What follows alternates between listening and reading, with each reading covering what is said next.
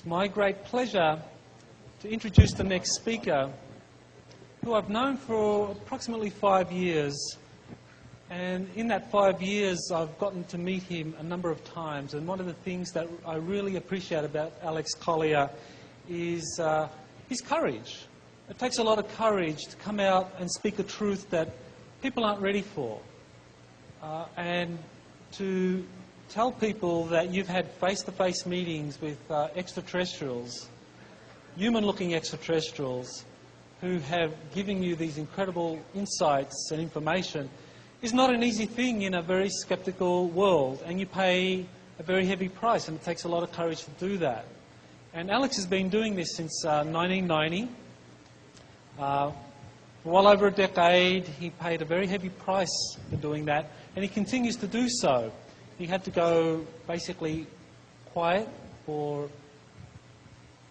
a number of years, had to go kind of like underground, semi-retirement, but only the last year, it's only the last year that he's come back to give some public presentations to talk about what is really an ongoing set of experiences with these phenomenal extraterrestrials from the Andromeda constellation. There's really not much I can say to introduce you or to prepare you for what Alex has to say. It really is something to be open to. It's not an easy thing to accept that people are having these kinds of experiences, but I can assure you it's very, very real. It's something the government does not want you to know about. They are happy to let you know about scary stuff happening out there, but they don't want you to know about the experiences with really benign, loving, beautiful beings from the stars that are here to help us evolve to our next level. And so with that, I am honoured to introduce our next speaker, Alex Collier, who can really open us up to this remarkable phenomenon. Alex. Thank you, Michael. Thank you. Hi, ladies and gentlemen. Thank you so much for attending this presentation. I want to thank Dr. Sala and Angelica and all the staff for this incredible conference. It's just remarkable, and my wife and I are thrilled to be here. We just love the islands, and it's a great escape from the mainland.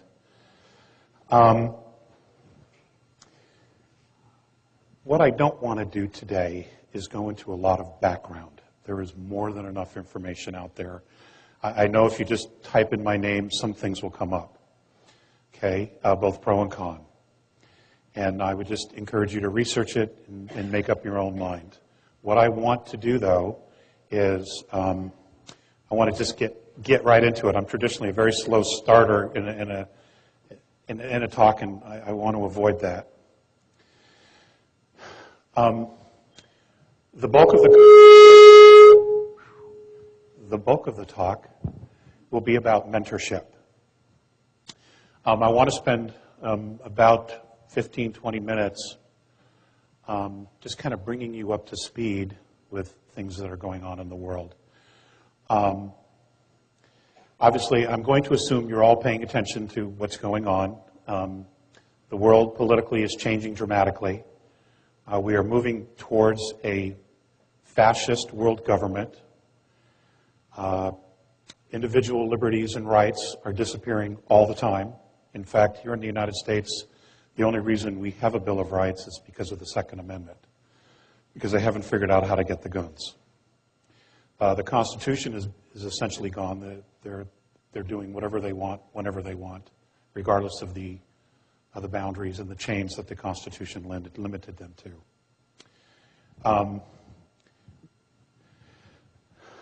We have a world financial crisis.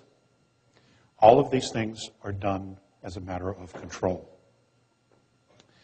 And essentially what we have is we've had a global government for some time, actually, but now they're just becoming more and more overt about it because they feel so confident that they have everybody exactly where they want them.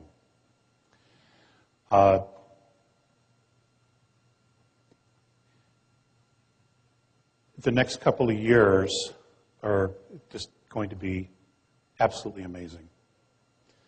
It's going to seem like 50 years, all the changes that are going to occur.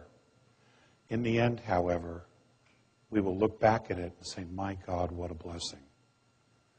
Because clearly what we're doing and what we have created for ourselves isn't working. It has only detached us so much, not only from the earth, but from who we actually are as souls, as beings. So it's not sustainable in any way, shape, or form. Even if the governments of the world came clean and said, okay, we are colonizing Procyon and Altar, and we have found all of these resources, and we're bringing them to the earth, and everything's going to be okay, it is still unsustainable. And the reason for that is we are not living a spiritual life. And that's what we are. We're spiritual beings. Okay? We are not a natural resource to anything or anybody. And over the years,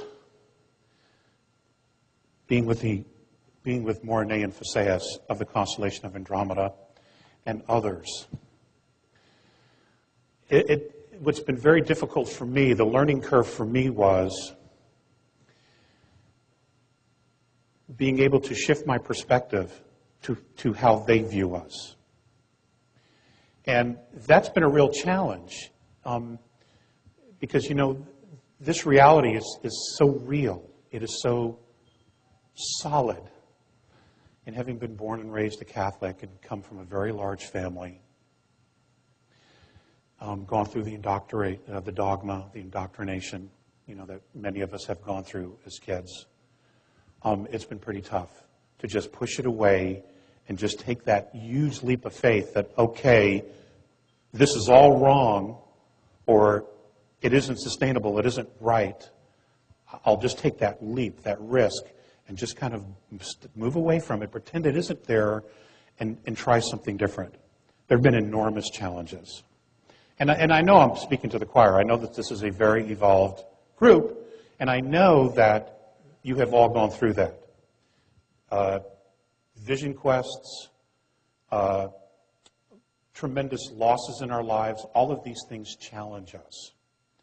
And those events help define who we are and who we've become.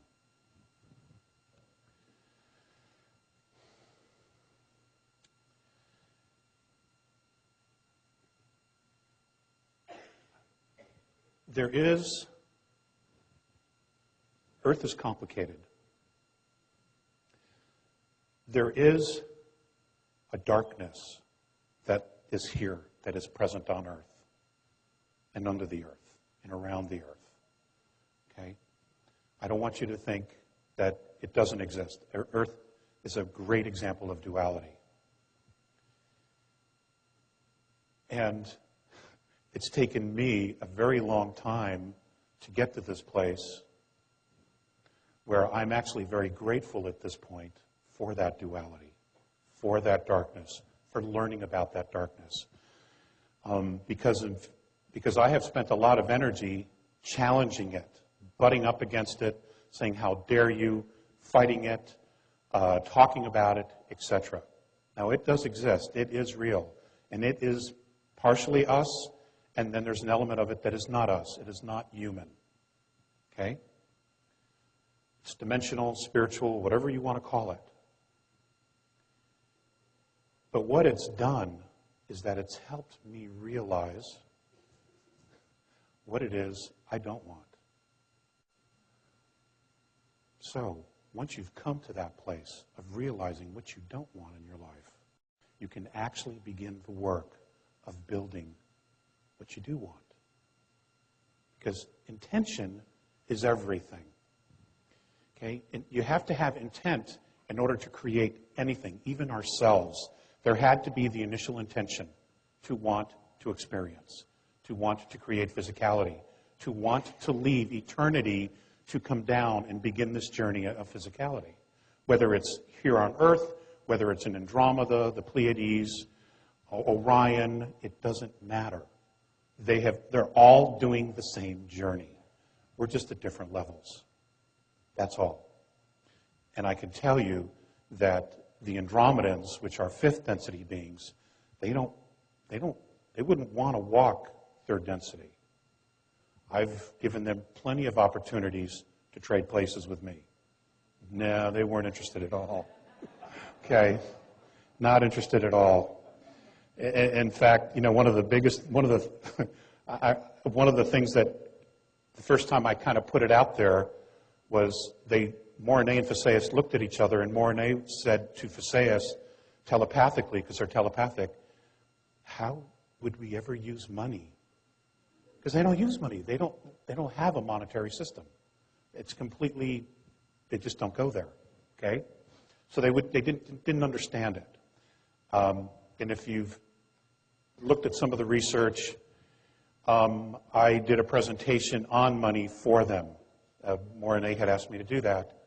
And after several contacts of going through this presentation, Phaseus just looked at me when it was over and he goes, I don't understand. Why do you have to pay to live on a planet you were born on? Okay? And that question still haunts me to this day.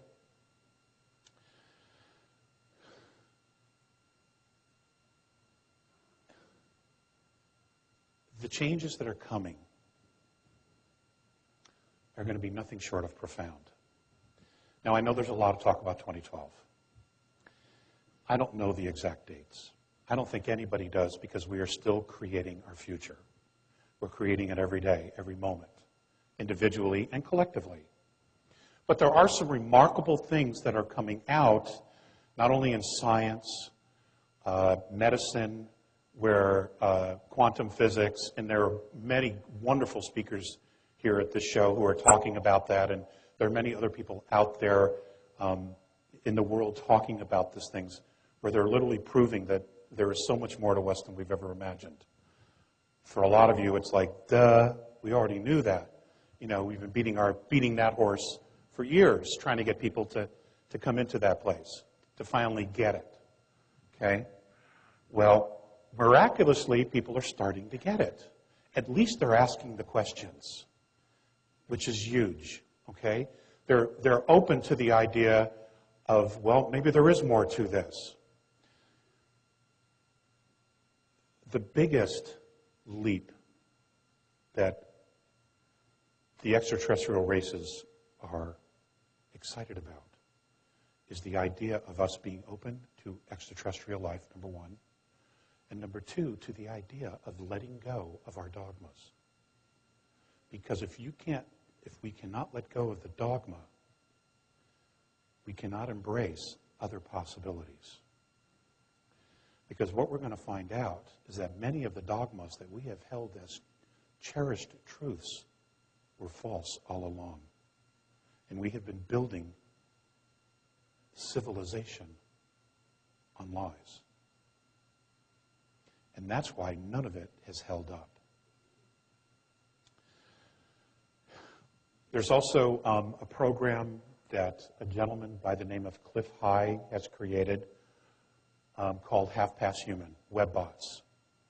I don't know if any of you are familiar with it. I would suggest you research it.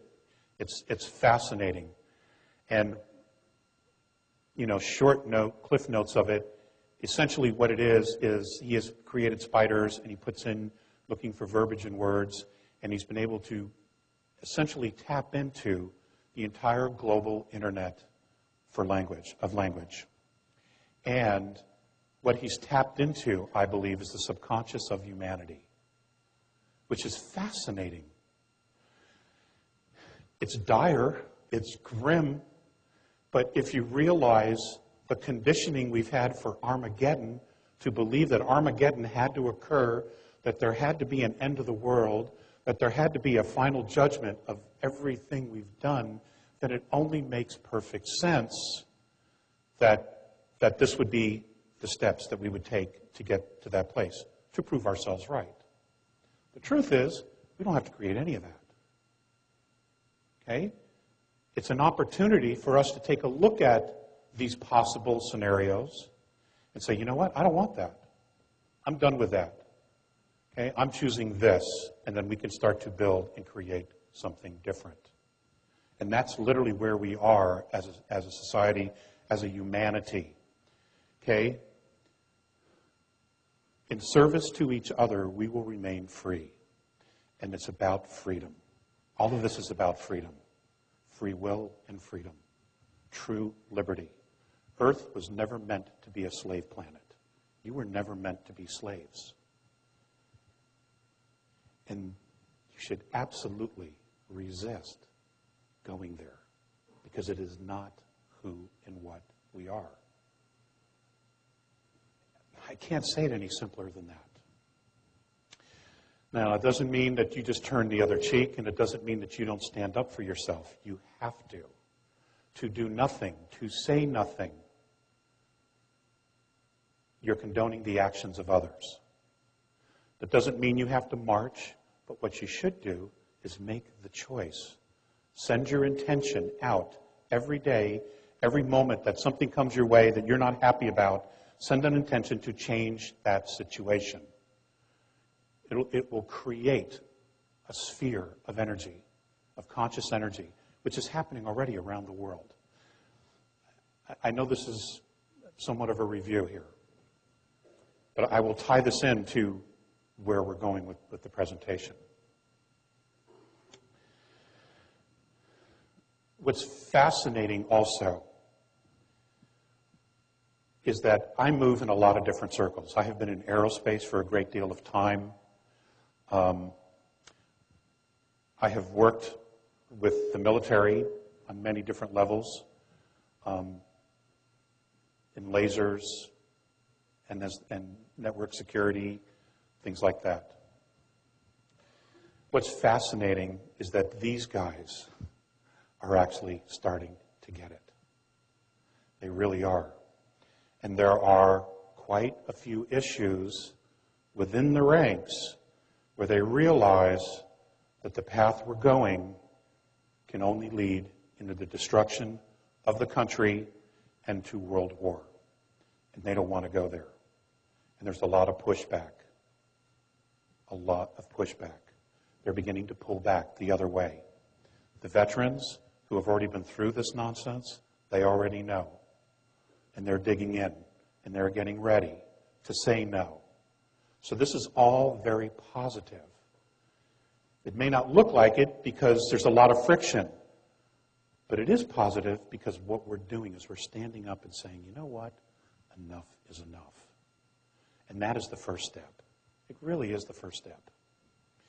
That's encouraging to many of the extraterrestrial races who have been sitting up there watching us, who have been visiting the Earth, who have been in underground facilities in the ocean, who have been interacting with humans and having contacts with many different human beings all over the planet. Billy Meyer is not the only one. There are many. They're encouraged because now they feel like they have something to work with. Because whatever they do to intervene, to intercede, it has to empower us. Otherwise, it's futile. If we will not take responsibility for ourselves, for our homes, for our planets, for each other, there's nothing to work with. They're extremely encouraged. So much so that the Andromedan Council has begun discussing mentorship of Earth. And as of right now, there are 4 races who have already signed up. And genetically, they are connected to Earth. Now, genetically connected to Earth means that they have been here in the past. They have probably been some of the gods worshipped who have left offspring and have created civilizations. Okay? Here. And we're the remnants of it. This is why we have already so many different races. There's a lot more to all this. We also have a situation where our solar system is moving through a very particular part of the galaxy. We are moving through a plasma belt. We are moving through the galactic plane. And this causes a lot of shifts. It changes everything. It's like the ultimate Mercury retrograde. Okay. which can be pretty scary, actually. So, I'm going to sit down.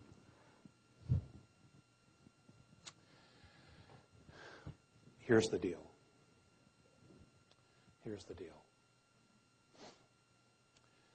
The bad guys are about to play their last trump card. They're done. They're already done. Okay? We have begun the process of freeing ourselves from all this shit. Bravo. Bravo. We have done what centuries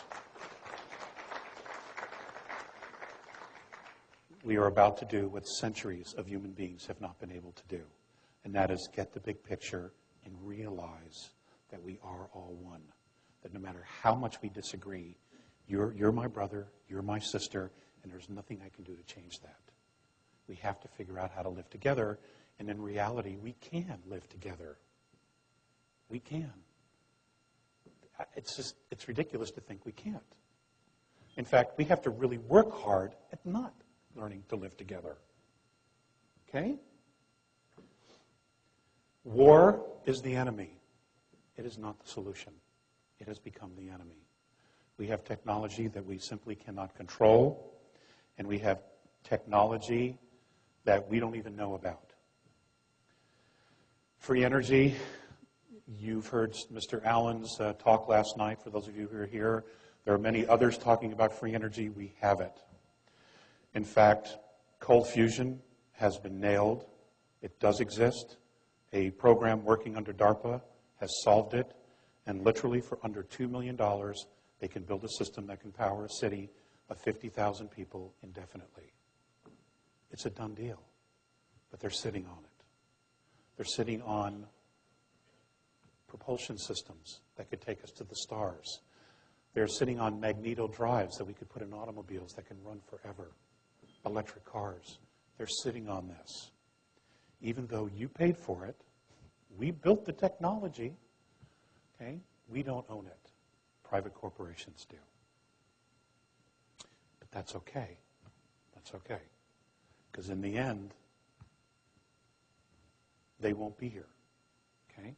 They're done. Okay, it's all done. Now, what we have to focus on is what we want to create.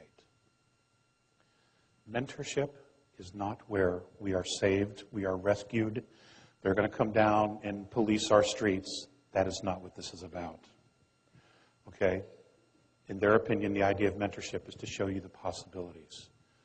And the first thing that they would do would be, number one, to introduce us to ourselves.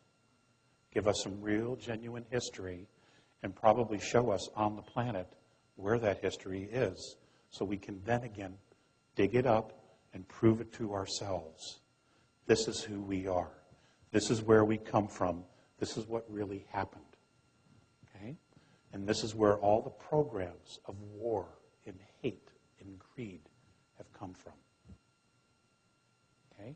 These are all learned behaviors, ladies and gentlemen. These are all learned behaviors. When we left the creation, when we left God, Great Spirit, we didn't have this crap with us. These are all learned behaviors. We all fell into time, and then we decided to try the light, and then try the dark, and then try the light, and then try the dark, and see how far we could go and how we would come back home. Okay, it's all been an experiment, all in the process of creating ourselves. It's amazing. It's absolutely amazing, especially when you can step out of the concept of time. And you realize we've been doing this dance forever and ever and ever and ever. Okay? Now, as far as initiating mentorship, bless you, I was asked at the Awake and Aware conference for Project Camelot to float it. In other words, to put it out there. They wanted to see, the Andromedans and the other groups wanted to see what would happen with the idea of it moving out through consciousness. Okay, I've been asked to take it to another step now. They are excited about this because this mentorship is literally our initiation into a much larger galactic family, which I can't even tell you how incredible it is. And it isn't anything where we need in any way, shape, or form to feel inferior about. In fact, we are really, despite everything else, we are really pretty far along. An example.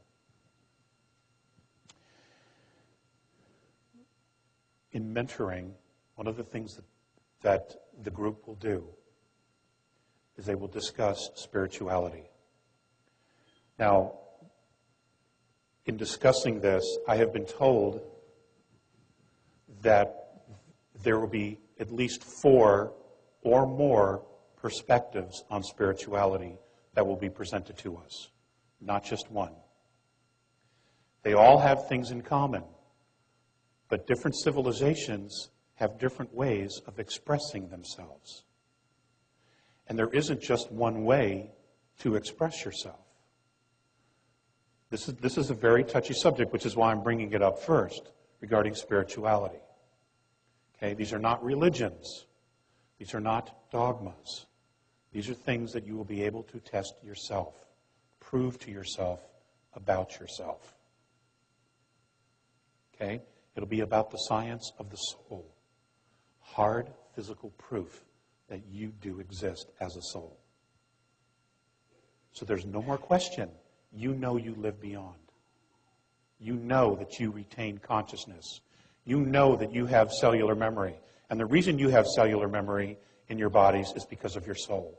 All of this will be shown to us, proven, so that we will, beyond a shadow of a doubt, know that we don't have to go to hell, and we aren't going to hell, and we aren't going to go to purgatory. None of that crap.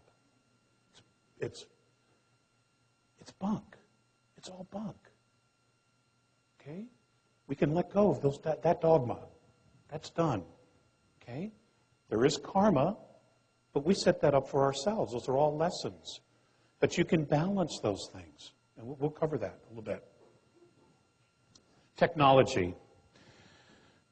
There was a lot of things that I had a lot of questions regarding technology, free energy, things of that nature.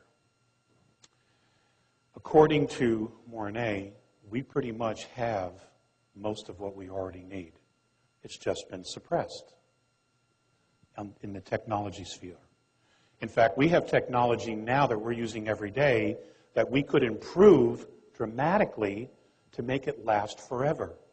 Circuit boards. There are things apparently we can do with circuit boards that we use today that in our narrow short-sightedness, we're not implementing to its fullest capacity or potential. So we have most of what we need here. Planetology, what they call planetology, which we call geology here, is when you talk about energy, they would teach us the cycles of the earth, how oil is created, petroleum is created, fossil fuels are created, and essentially what those cycles are. So that if we decided to stay with those, we would be able to rotate between fossil fuels, natural gas, solar, etc. So there would not be any disharmony. We would not overuse the Earth's resources in any way, shape, or form. But we don't know those sciences. All we do is we find it, we pump it out of the hole, we fill it full of seawater, and then we move on. Okay? And we're on electricity. We have electric cars. There is technology that already exists that can be improved. They literally do not have to give us anything else at the moment except ideas that we can create. Their thoughts were, why aren't all the major cities inside the cities using electric vehicles? Because you're traveling short distances inside major cities. Why not use electric there? And then use petroleum on the outside for longer distance and for shipping, things like that, at least to start. They have so many suggestions that we could use right off the bat. The biggest change the biggest mentoring would be in health.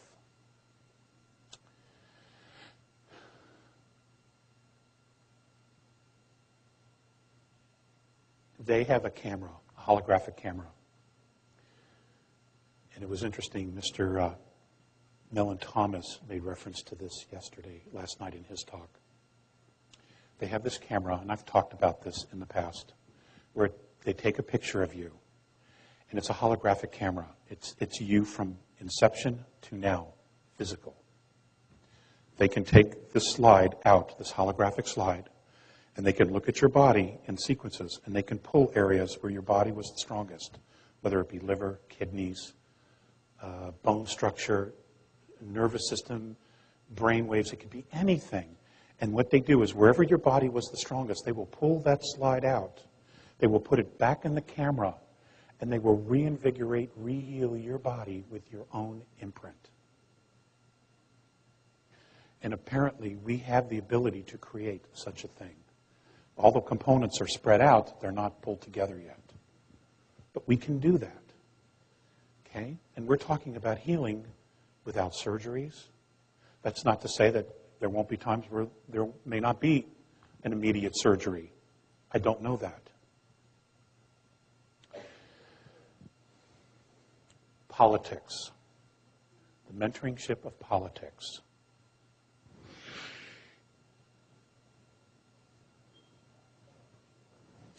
They consider politics and religions the same thing. Okay? And this is the area where they're very reserved regarding us. And the reason for that is, how will we know? No, let me rephrase that.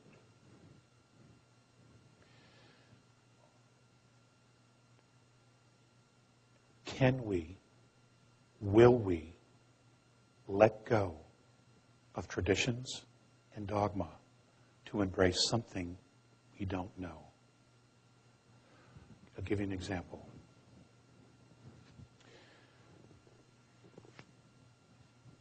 A Bill of Rights, individual liberties. It took thousands and thousands and thousands of years to get to a place where humanity, on a subconscious level, was so done with monarchies, tyrants, kings, and princes that we decided collectively to create individual liberties. And it manifested physically in the creation of the United States. Here we are 232 years later, and we're about to lose those liberties that took thousands and thousands of years to create, to manifest for all of humanity. Okay? Now, what's interesting is that the rest of the world, they're stunned that Americans could be this stupid.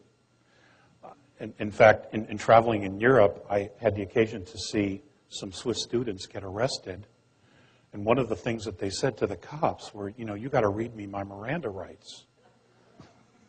Because they were watching American television. And the Swiss police said, you don't have any rights. Okay? Now, I bring this up only because this is an issue. This is an issue of freedom. And this is important in the grand scheme of things. If you protect your freedoms, you are stating to everyone, including yourself, I am responsible. And that is the number one priority to taking the next step forward into advanced maturity and meeting face-to-face with benevolent extraterrestrial races. They are not going to babysit. It never works. It's not their job. Their job is to give us a start, because we have been so manipulated for so long. It would seem like forever. And we haven't even been aware of it. But the people are waking up. People are beginning to become aware of it. But we have to protect our freedoms. Okay? The world, Earth, was never meant to be a slave colony. a slave planet. That was not the intent at all. And we should never put up with it or tolerate it in any way, shape, or form. Okay? We need to tell them to kiss our ass.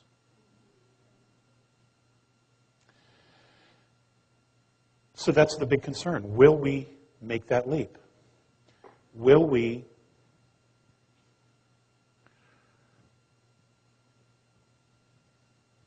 let go of having to be right in order to know what the truth is? I've had that very question put up to me, said directly to me. Can we also truly learn to forgive? Because everybody's had a role to play here. Okay? We've all had a role to play in creating this scenario, this game. Now,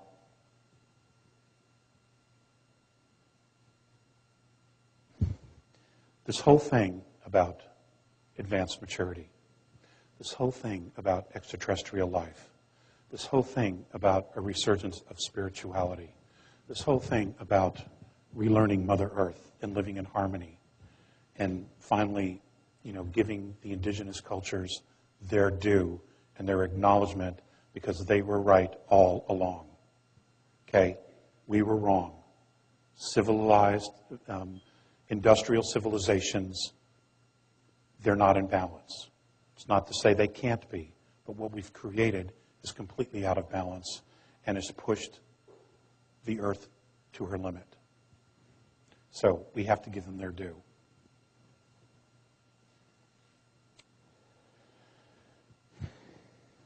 This is all about us. We are the ones calling this forward. We are the ones who have asked for this. We are the ones who are making this change ourselves, within ourselves. We are the ones. This isn't where...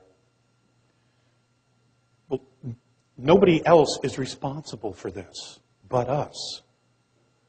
Okay? Apparently, on some level, we have decided this is as far as it goes, whether it's conscious or not, globally, but there's enough of it, enough conscious people who are making these choices to decide that this is as far as it goes the way it is. And it is ending. It is ending. Life, the way we have lived, is going to be changing. Okay? It could happen very quickly. It could happen somewhat gradually. Gradually would be better. But right now, it looks like it's going to be happening quickly. Now, is the world going to end? No, it's not going to end. That's not our destiny. We didn't work this hard and go through this much crap just to have it end. Okay?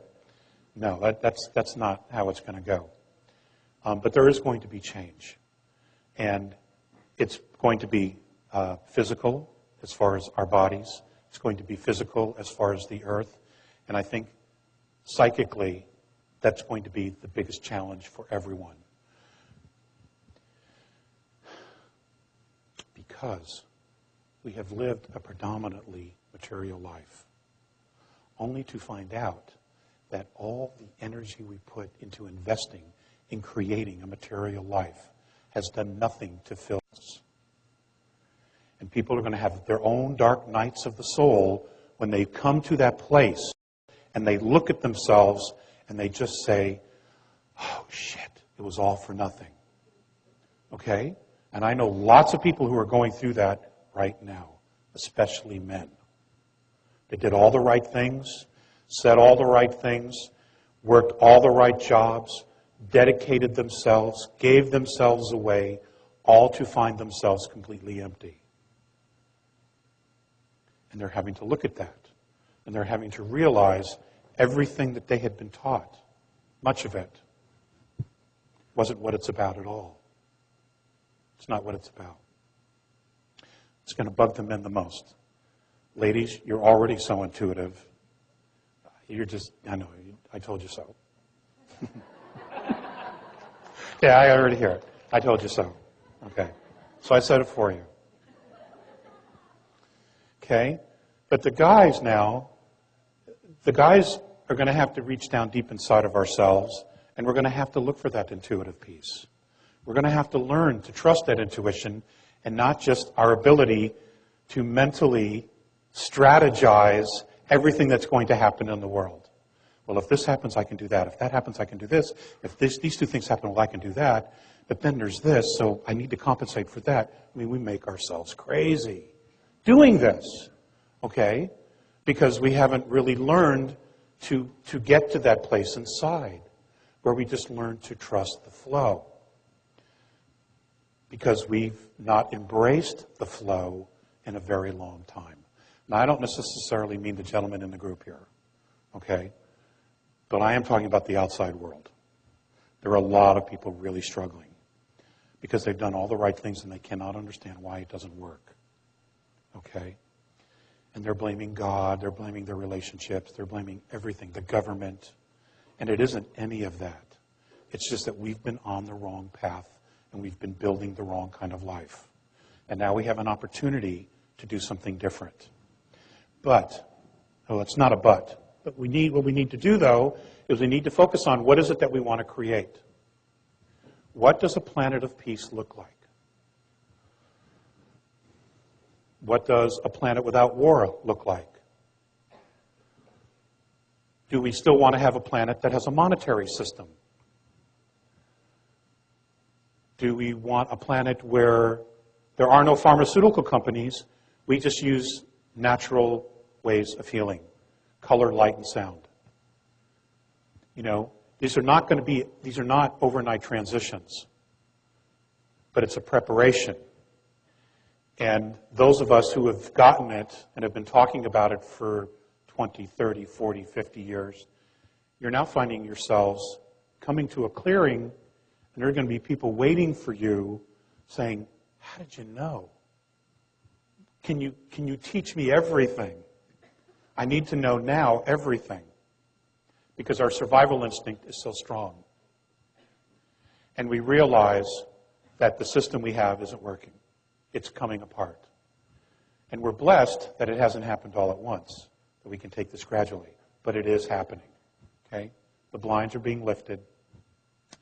People are coming out of their comas. And this is what it's about.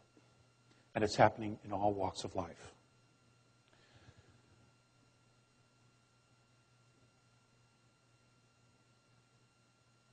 Let's take the 2012 scenario for a moment. Let's suppose there was going to be a pole shift. Okay, this is strictly a hypothetical, all right? And it's an interesting lesson, exercise. Let us suppose for a moment that there was going to be a pole shift, and half of the world's population was going to be gone, that the world could only sustain half. And the government came out forward and said, hey, this is really what's going to happen. And we've been preparing ourselves. We've built our underground facilities. Sorry, they're not for you. We've been building bases on the moon and Mars. Sorry, they're not for you. And we have all this advanced technology, but there's no point giving it to you because all this is going to happen to the planet. You're on your own. Not that they would ever, ever be that honest. Okay?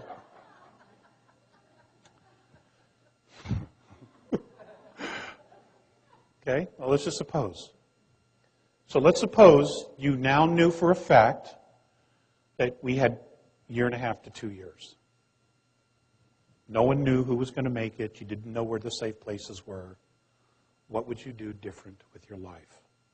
What would you do with those last 2 years?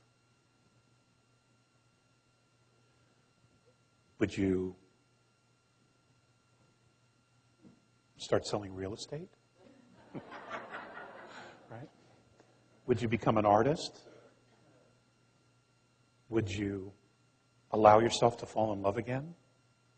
Would you allow yourself to give forgiveness that you've been denying someone? Would you want to heal old relationships? Would you want to write a book? Would you want to travel? Would you want to learn to swim? I mean, whatever. What would you do differently if you knew you had 2 years? Now, I'm talking about as a planet. Now, individually, people face these realities every day through disease, cancer, and the such. You know, and they're the bravest people in the world because they know. They've been given a diagnosis that's terminal. Many don't die, but others do. But they live with that every day. And every day, they have the courage to get up and keep doing whatever it is that they want to do. What would we do differently as a society, as a global planet? This is not just an American issue. This is a planetary issue. And I have to tell you, the extraterrestrials don't see us as Russians, Chinese, Americans, Japanese. They don't see any of that. We are one race. Irregardless of our differences and our languages, we are one race to them. Only we don't believe that. We're the only ones who don't believe that. Okay? What would we do differently? What would you do with your life? How would you live it? Would you be the most benevolent person you know? Would you go the other way? You know, would you be a gangster? You know? Would you sing love ballads or would you sing rap? You know, everybody...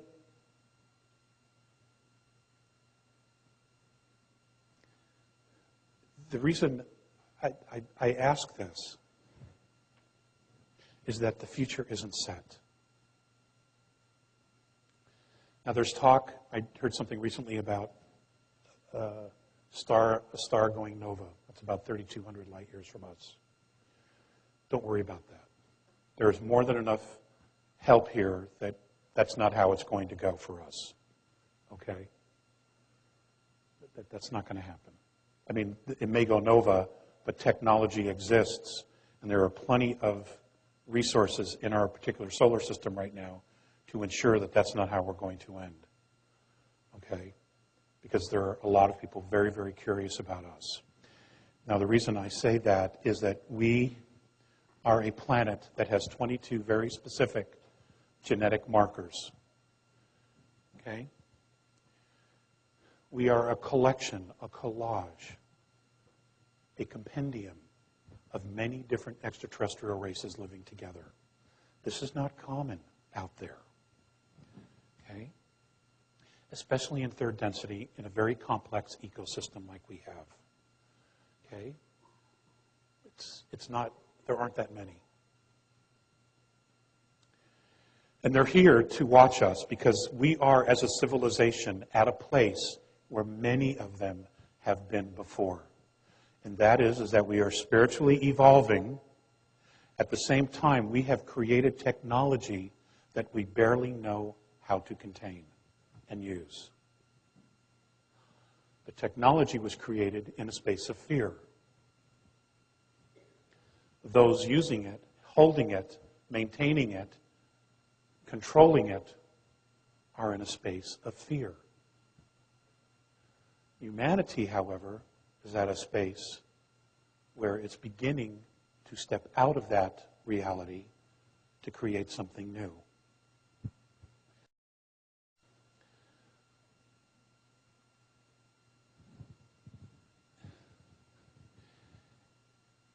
You know, we've lived in the duality of light and dark. But we've almost completely ignored the fact that there's a third duality here, and that's balance. Okay? We have always been somewhere between the two, never realizing that the balance is actually its own duality as well. And none of us have given that space enough credit. And we certainly don't teach that in our spiritual philosophies or religions of the earth, of just finding the balance. Many of the indigenous cultures have known that all along. You know, they've known about the balance. And in saying that, I brought that up specifically because what needs to be acknowledged here is that the United States changed the world. It changed its perspective. It changed the direction. Up until now, it has probably done more good than harm.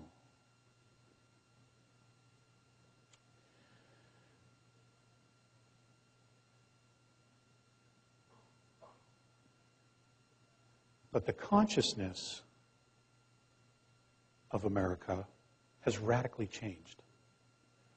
For the last 60 years, we've been creating enemies, fighting enemies, creating enemies, fighting enemies, fascism, communism, tyranny, and then creating tyranny, communism, fascism, so much so that that our government has now become the monster that it has been fighting all along. Okay? There's a great lesson there in holding on to something and putting too much energy into something that you actually become that which you hate. Okay? We're faced with that. I want you to know that there is not a single benevolent extraterrestrial race up there, the Andromedans at all, who are going to do anything about our government. That's our problem. We let this get out of hand. We let them get out of control. We let them usurp our rights. We let them build all this technology without sharing it. We've let them run amok. We have not managed our constitutional republic, and we have let them take our rights away. That's our responsibility to fix. Now, I'm not advocating overthrowing the government, but what I am advocating is the fact that you absolutely stand up for yourselves and don't take this horseshit any longer. We simply can't do it. It's become a detriment to the planet. Okay? And we are responsible for that.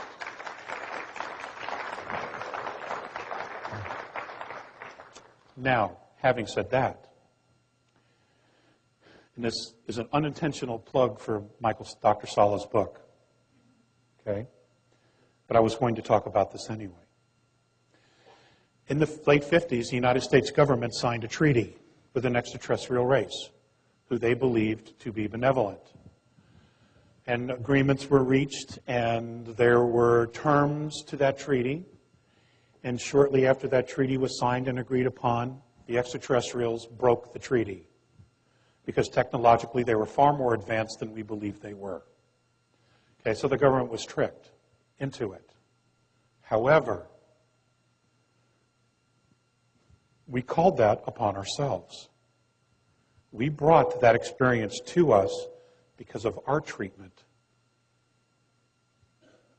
and our behavior with treaties.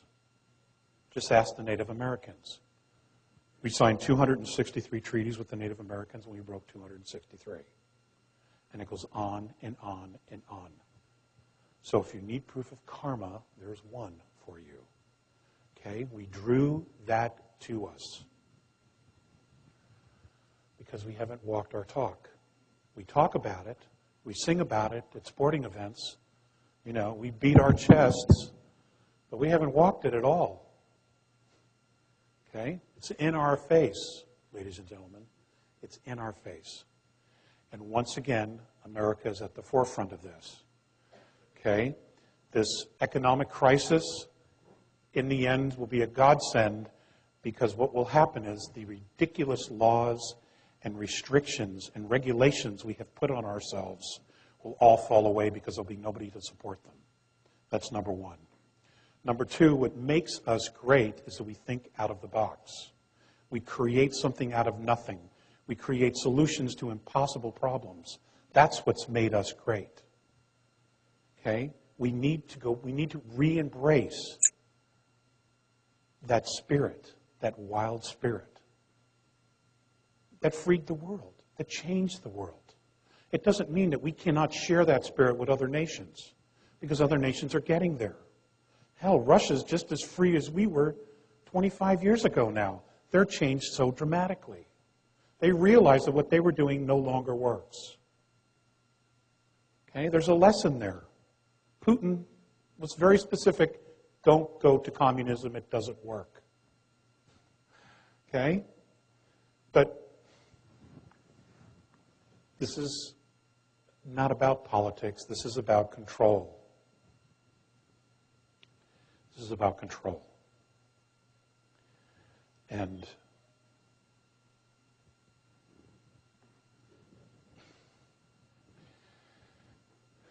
it's about you. It's about me. It's about us. It's about our kids. Okay? It is time to create something different. All you need to do, all of that I've been asked to tell you, is to consciously, intentionally start thinking about what the world looks like. What a new world looks like, the way you want it. Okay? Do you want centralized government? Do you want a monetary system? Do you want to use fossil fuels? Do you want free energy? What is it that you want? Okay? We cannot allow a handful of people to decide the direction of all of humanity. They are only going to be self-serving. This is our responsibility. Because this is our reality. We're creating this together. And if we embrace that, if we take responsibility for creating all of that reality, we can change this so fast it'll blow your minds. Because we're all extremely powerful. Look at what we've done. Look at what we've done already. It's stunning. I mean, an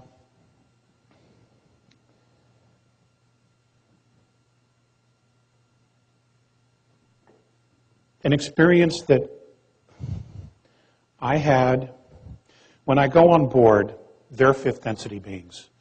Immediately that I come on board, a belt is put on me. And essentially what the belt does is it holds all of my atoms together so that I don't fly apart, because I'm a third density being. My vibration is very slow compared to them. This belt regulates the speed of my atoms so that I can actually coexist with them. Now, what's fascinating about that, what's fascinating about fifth density as a third density being, is that my body is moving before my thoughts are. In other words, if they start walking, I'm walking before I stop to think about walking. Okay? Because now I'm connected directly to my higher self, to my soul. I'm not waiting for my ego to click in and say, okay, start walking. Okay? The other thing that was very, very difficult, and I'm going to give Joan Ocean credit for this because she brought it up yesterday in a conversation we had, is you feel like you're losing yourself. You feel like you're just dissipating, becoming invisible. And you're actually not. What's happening is that on a higher vibration, your ego doesn't exist. It falls away. It simply cannot exist in that harmonic. It has no relevance whatsoever. And then what happens is, and it takes some time to adapt, is you're confronted with you are. You're introduced to yourself. And at first you don't recognize it because we're so conditioned to this. You know, we're so conditioned to all of this that this is what feels real. Logically, we know we have a soul. When we meditate, we get into that space, but we are still totally conscious of the fact that we are in a physical form. There, in fifth density, my experience has been, you don't even think about the physical form at all. Okay? You're moving, your physical form is trying to catch up to you. It's absolutely amazing. What's also amazing is that if you close your eyes, you can see 360 degrees around you. Okay? You know exactly what's going on everywhere. I could feel everyone that was around me. I could feel their emotions. I could feel them look at me. I could feel them think about my appearance, what I represented, how I was standing, all of those things. I didn't always hear the telepathic communication because a lot of it wasn't directed specifically at me. When it is, you hear it. And it's like we're speaking now, and you know that it's coming from someone because they're looking directly at you. Except their mouth isn't moving, but you're having the dialogue. And for those of you who are mediums or channels, you know exactly what that's like. Okay? We will be moving into all those spaces. All right? We will be, and we need the mentorship so that we don't freak out and flip out, so that we can truly understand how to embrace our essential selves, what it's all about. The whole purpose of going through all of this stuff for humanity, all the thousands of years of tests, trials, tribulations, previous pole shifts, all of that was to take ourselves through this exercise, to move from third through fourth and eventually into fifth density. That's what this has all been about. It's all been a school. Okay? And we all volunteered. None of you were taken from a ship, thrown out the window and said, make it, figure it out. It's not how it happens. You know, and I wish it were, because then we'd have some other excuses. Okay? But we don't. That's what this is about.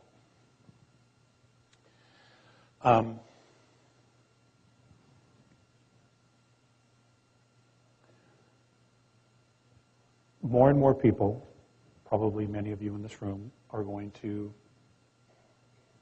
begin to have contact. It's happening. It's going to happen all over the world. Okay? It's going to be picked up exponentially.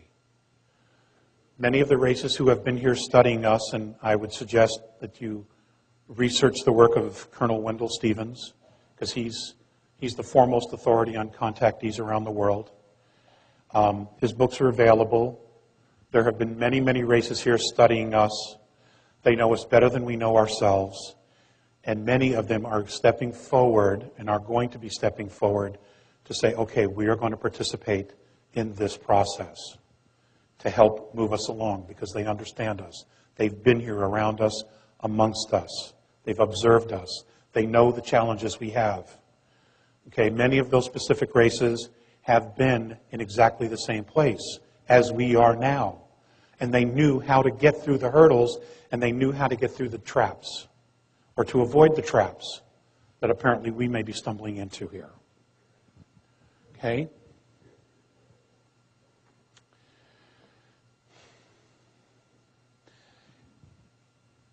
Again, I know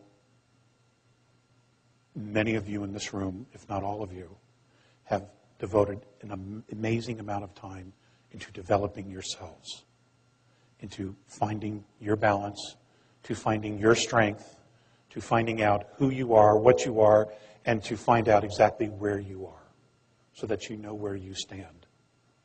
Okay? Bravo. You deserve every accolade there is. The next step for you, now that you've been there, is to help create the world. What is it that we want the world to look like? Okay? It's us. We have to do this. No one else is going to do this for us. It has to be a grassroots level. All it takes is conversation, discussion. You know, if you put out the intention, I need to know about this information, and you put it out and you keep putting it out, even if it's just for 10 seconds a day, you will draw that information, that knowledge to you. The right people will come to you. The opportunities will come to you. You have to trust that. I'm learning to trust that. Because I'm a guy, I still overanalyze everything. Okay? But my wife is kicking my ass in that direction and making sure I get that. And I love you for it. Okay? This is all about us. We have drawn this entire experience to ourselves, so we need to own it. And the faster we own it, the more empowered we will become about the process. The more it'll make sense to us, the more intelligent we can discuss it. And as this process begins, people around you you'll find yourself in a position of leadership. Okay? You will find yourself being the teachers. There was a great line in Sterling Allen's presentation, quote, where he said, if you're one step ahead of the world, you're a genius. If you're 2 steps ahead, you're a crackpot. Okay? It was a great line. So I borrowed it. We've all been crackpots. Okay? Soon we're going to be geniuses. But that's when the real work begins. Okay, and the idea is to try to get everybody else up to speed. Do what you can. Just do what you can. Don't overextend yourself to the point where you can't keep yourself centered and balanced. You have to keep yourself centered and balanced. Okay? It's not necessary for you to save the world or to want to save the world. If you become the example, it will reflect and other people will get it around you. And the tide is definitely changing. The frequency is changing. Again, I want to put this out there one more time. If you had 2 years left to live on Earth, what would you do with your life? What would you do? Just think about that. What would you do? What would you do differently? If you wouldn't do anything, bravo, you're there. But if you would do something differently, what would you do? What would make you happy? Okay? My wife has a great expression. We're all sitting on the G waiting for the O. Okay?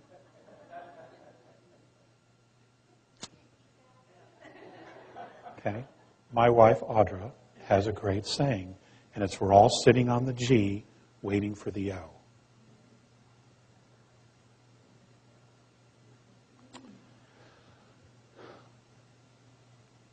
Ladies and gentlemen,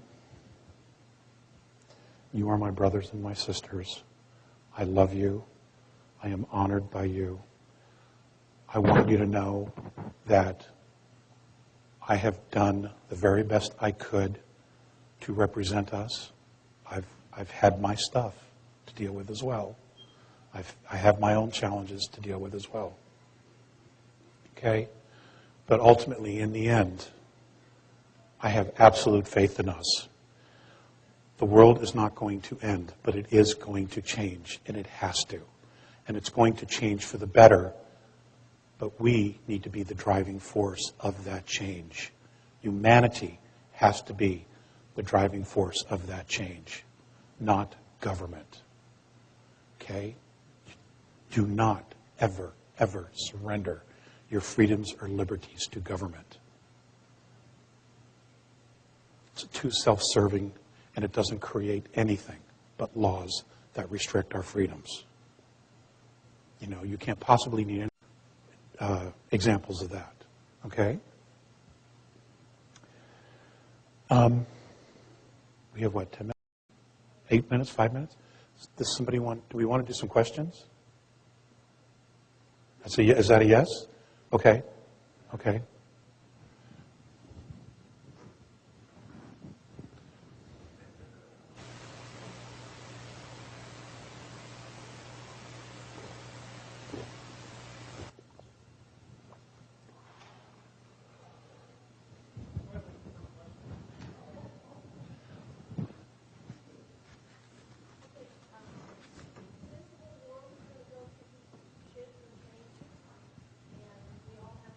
Stand up, for what is right, true to our spirit.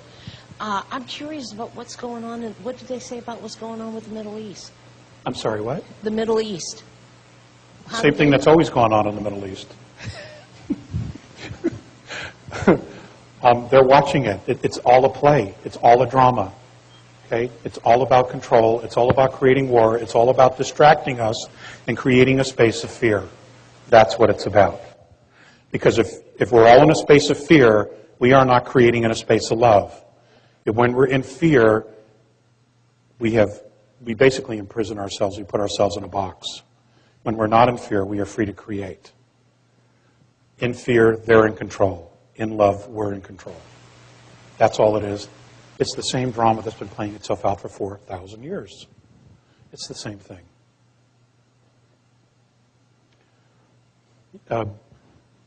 Yes, ma'am. I am so ready for some contact. What is there a good way to prepare for that, or is there certain signs to look for, or That's a great any question. clues? That's a great question. It seems silly, but I can't honestly tell you one way that's better than another. What I would do if I were you is I would create your own ritual. Create your own ritual, make it holy, make it sacred to you. Create your own process of what feels safe and comfortable for you and where it is. Okay? And just allow it to be. And then tell the universe, tell the Creator, you're ready. This is what you want. But create the space. Go through your ritual. Again, set up your own protocols for how you would want that to work in order for you to feel safe. Because when it happens, it's a shock. It is a shock. It's an amazing shock, but it's a shock. Because your first reaction is going to be, oh shit, it's real. Okay? And then, you'll move through that. They know that. They already know that. Okay? And then just go with the flow. That would be my suggestion. Everybody would do something differently. That would be my suggestion for you. Create your own protocols. Okay? And make them sacred. Ma'am with the blue and the white sweater.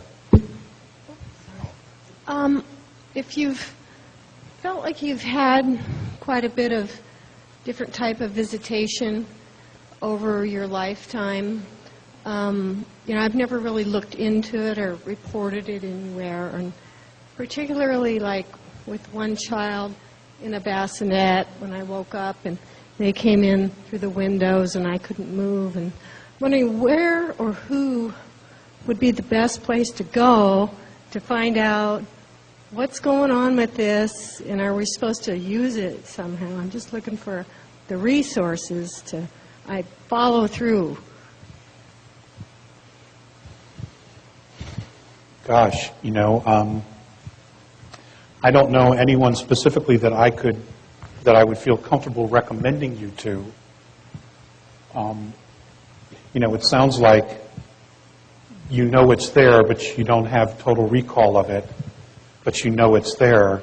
So it sounds like you need somebody to help move you, somebody that you would feel safe with that would move you through a regression, put you into a safe space in a process of unlocking those experiences. Can I ask you, do you have Native American in your background?